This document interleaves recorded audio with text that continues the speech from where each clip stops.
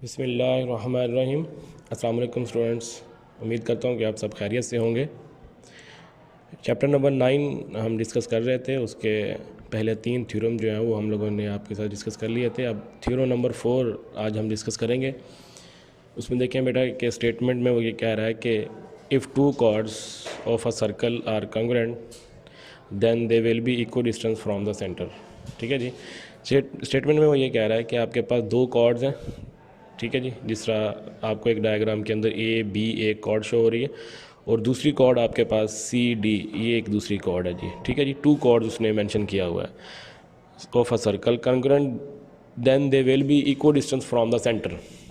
वो दोनों कॉर्ड जो हैं वो सेंटर से इक्वल डिस्टेंस पे होंगी अगर वो सेम सेगमेंट की होंगी आपके पास। तो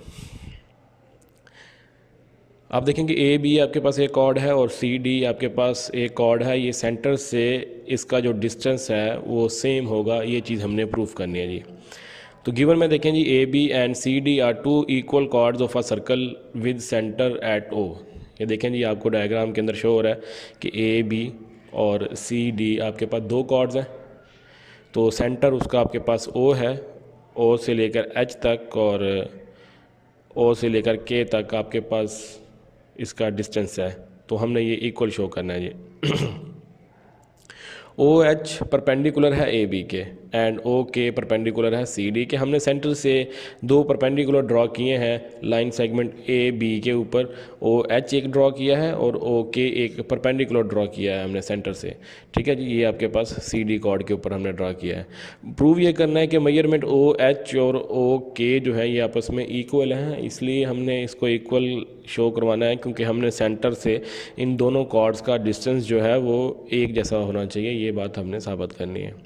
कंस्ट्रक्शन में देखें बेटा, join O to A and O with C. O को आपने ए के साथ ज्वाइन कर देना है और ओ को आपने सी के साथ ज्वाइन कर देना है। ये हम कंस्ट्रक्शन में वर्क लिखेंगे। So that we have angle right triangles. R T का मतलब होता है राइट ट्राइंगल्स, ऐसी ट्राइंगल जिसके अंदर 90 डिग्री का एंगल्स बनता हो। ऊपर छोटा सा एस बना हुआ है, इसका मतलब ये है कि आपके पास 2 ट्राइंगल्स हैं, एक से ज़्यादा ट्राइंगल्स हैं। ओ A H and O C K आपके पास 2 ट्राइंगल्स हैं जी, ठीक है जी। तो प्रूफ के अंदर देखेंगे बेटा हमने क्या करना है इसमें कि हमने ओ एच और ओ के को प्रूफ कैसे करना है, उसकी हम स्टेटमेंट और रीज़न के साथ तफसीलात में जाते हैं ज़रा। O H bisects chord A B. आप देख रहे हैं जी ओ एच जो है वो आपके पास बाइसेक्ट कर रही है कॉर्ड ए बी को। हमने प्रीवियस थ्योरम के अंदर ये बात साबित की थी कि सेंटर से अगर कोई हम स्ट्रेट लाइन ड्रॉ करते हैं वो आपके पास परपेंडिकुलर होगी कॉर्ड ए बी के ऊपर और उसका वो मिड पॉइंट होगा, ठीक है जी। तो हम यहाँ से ये बात साबित कर सकते हैं कि मेजरमेंट ए से एच तक का जो डिस्टेंस है इज इक्वल टू होगा आपके पास 1/2 मेजरमेंट ए बी का हाफ डिस्टेंस होगा आपके पास, जिसको हम मेंशन करेंगे इस तरह से 1/2 मेजरमेंट ए बी, ठीक है जी। ये बात दोबारा रिपीट कर रहा हूँ, O H bisect chord A B. O H जो है वो बाइसेक्ट कर रही है कॉर्ड ए बी के ऊपर, क्योंकि ये लाइन सेंटर से परपेंडिकुलर ड्रॉ हो रही है, इसलिए तो आपके पास ए से लेकर एच तक का डिस्टेंस और एच से लेकर बी तक का डिस्टेंस सेम होगा। तो इसलिए हमारे पास A H is equal to 1/2 measurement A B भी हम राइट कर सकते हैं। ये काम हम इसलिए कर रहे हैं कि दोनों ट्राइंगल्स की जो ए एच और सी के साइड है, ठीक है, ये दोनों आपस में कंकरेंट हो जाएं। अगर ये दोनों कंकरेंट हो जाएंगी तो बाकी साइड्स जो ट्राइंगल की होंगी हम उनको भी कंकरेंट प्रूफ करके इस ट्राइंगल को हम कंकरेंट प्रूफ कर देंगे और हमारे पास ओ एच और ओ के साइड ऑटोमेटिक इक्वल हो जाएगी। अब दूसरी तरफ देखें कि ओ के जो है ये बाइसेक्ट कर रहा है सी डी को, ठीक है जी। हमने सिमिलरली लिखा ओ K bisects chord A B, तो इसका हम क्या लिखेंगे जी, सी के मेजरमेंट सी के आपके पास जो है वो इज इक्वल टू होगा 1/2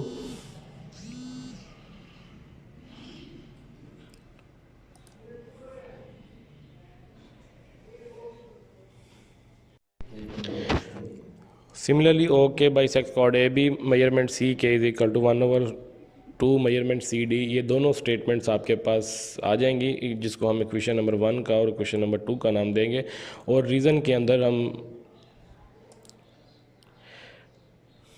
measurement O K bisects chord C D, measurement C K is equal to 1/2 measurement C D. ठीक है जी, ये भाई आपके पास दो स्टेटमेंट आ जाएंगी, एक क्वेश्चन नंबर 1 का नाम दे देंगे और एक को हम क्वेश्चन नंबर 2 का नेम दे देंगे। और रीज़न के अंदर देखें बेटा कि ओ एच परपेंडिकुलर है ए बी के, ये हम रीज़न में लिखेंगे। बाय थ्योरम 3 नहीं लिखेंगे, हम इसकी स्टेटमेंट लिखेंगे कि आप थ्योरम नंबर 3 की जो स्टेटमेंट थी तो वो हम राइट करेंगे, बाय थ्योरम नंबर 3 नहीं लिखेंगे। ओ के परपेंडिकुलर है सी डी के, सेम वैसे ही करेंगे, बाय थ्योरम 3 जो है वो हम राइट नहीं करेंगे। उसके बाद बेटा measurement A B is equal to measurement C D जो है ये हमने इक्वल है आपके पास, क्योंकि आपके पास मेजरमेंट ए बी और सी डी ये दोनों कंकरेंट जो हैं ये आपको स्टेटमेंट के अंदर गिवन दी गई हैं कि ये दोनों कॉर्ड थी, ये आपके पास दोनों इक्वल हैं, तो इसलिए हम रीज़न के अंदर लिख देंगे कि ये आपके पास क्या है जी, गिवन में है। अब क्वेश्चन नंबर 1 और क्वेश्चन नंबर 2 और ये जो हमने अभी एक क्वेश्चन बनाई है क्वेश्चन नंबर 3, इन दोनों के रेफरेंस से हम ये बात साबित कर सकते हैं कि measurement A H is equal to measurement C K आपके पास क्या है जी, ये दोनों आपके पास इक्वल हैं। यूजिंग क्वेश्चन नंबर 1, 2, 3 जो पहले हम ये दो क्वेश्चंस बना के आए, क्वेश्चन नंबर 1 ये आपके पास और क्वेश्चन नंबर 2 ये है, तो इन दोनों की बेस पे हम ये बात कह सकते हैं कि measurement A B is equal to measurement C D आपके पास दोनों इक्वल है। तो hence measurement A H is equal to measurement C K. अब यहाँ से ये बात हमने प्रूफ कर दी कि measurement A H is equal to measurement C K, ये दोनों साइड्स जो हैं वो आपके पास इक्वल हैं। अब ट्रायंगल की रिमेनिंग साइड्स को हम इक्वल साबित करते हैं, जिस तरह मेजरमेंट ओ ए और ओ सी ये आपके पास जो दोनों साइड्स हैं ये आपके पास इक्वल हैं, क्योंकि ये सर्कल का सेंटर से लेकर बाउंड्री तक का जो डिस्टेंस होता है वो आपके पास सेम होता है, तो इसलिए रेडियस होने की वजह से ओ ए और ओ सी जो है ये दोनों आपके पास क्या हो जाएंगे बेटा, इक्वल हो जाएंगे। ये स्टेटमेंट आपके पास लिखी हुई है, hypotenuse O A is equal to hypotenuse O C, और यहाँ पे स्टेटमेंट में लिखेंगे radius of the same circle. और यहाँ पर हम एक स्टेटमेंट लिखेंगे no in right triangles O H correspondence O C K. जब ये स्टेटमेंट आपके पास इक्वल हो जाएगी तो वहाँ से हमें ये बात साबित हो रही है कि ये दोनों के दरम्यान में करॉस्पॉन्डेंस है, कि दोनों जो है आपस में मुमासलत एक जैसी रखती हैं, इनकी कोई एक साइड जो है वो कॉमन ज़रूर है। तो इस बेस पे फिर हमने ट्रायंगल को इक्वल कंकरेंट करने के लिए एक आपने हाइपोटेन्यूस वाली साइड ले ली, जिसमें हमने ओ ए और ओ सी रेडियस जिसको रेडियस का नाम दे दिया कि रेडियस है, इसलिए ये दोनों साइड्स आपस में क्या होंगी, इक्वल होंगी। और दूसरी बात हम ऊपर प्रूफ कर चुके हैं कि आपके पास मेजरमेंट ए एच और मेजरमेंट सी के, ये देखें आपके पास मेजरमेंट ए एच और मेजरमेंट सी के ये दोनों ट्रायंगल की ये दूसरी साइड्स है, ये भी आपके पास क्या हो जाएंगी, इक्वल हो जाएंगी।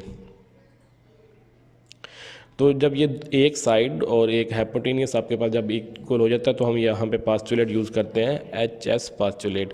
इसका मतलब ये होता है कि हाइपोटेन्यूस साइड, पास्टुलेट का मतलब ये होता है कि आपने किस बेस पे नतीजा अखज़ किया, तो वो हम यहाँ पे बताएंगे कि एच एस की बेस पे हाइपोटेन्यूस और साइड। तो आपके पास दोनों ट्राइंगल्स जो हैं वो कंकरेंट हो गई हैं। दोनों ट्राइंगल कौन सी हैं जी, एक ट्राइंगल ओ ए एच है कंकरेंट, दूसरी ट्राइंगल है आपके पास ओ सी के। जब आपके पास ये दोनों ट्राइंगल्स जो हैं वो इक्वल हो चुकी हैं तो आपके पास measurement O H is equal to measurement O K, ये दोनों जब ट्राइंगल्स जो हैं ये दोनों जब कंकरेंट हो जाती हैं तो उसका मतलब ये होता है कि आपके पास ट्राइंगल की हर एक साइड जो है वो एक जैसी हो जाती है। तो हमने ये दोनों ट्राइंगल्स को कंकरेंट प्रूफ कर दिया। तो अब आपके पास ओ एच और ओ के ये भी ट्राइंगल का ही हिस्सा है, तो इसलिए आपके पास ओ के और ओ एच जो है ये आपके पास क्या हो जाएंगे, इक्वल हो जाएंगे। और यहाँ पे हम लिख देंगे measurement O H is equal to measurement O K. तो ये बेटा आपका जो थ्योरम था ये हमारा प्रूव हो गया। उम्मीद करता हूँ कि आपको अच्छे तरीके से समझ आ गई होगी इसको आप एक दफ़ा अच्छे तरीके से समझ लेंगे, ताकि कोई भी मसला होगा तो वो आप कमेंट्स की सूरत में हमसे पूछ सकते हैं।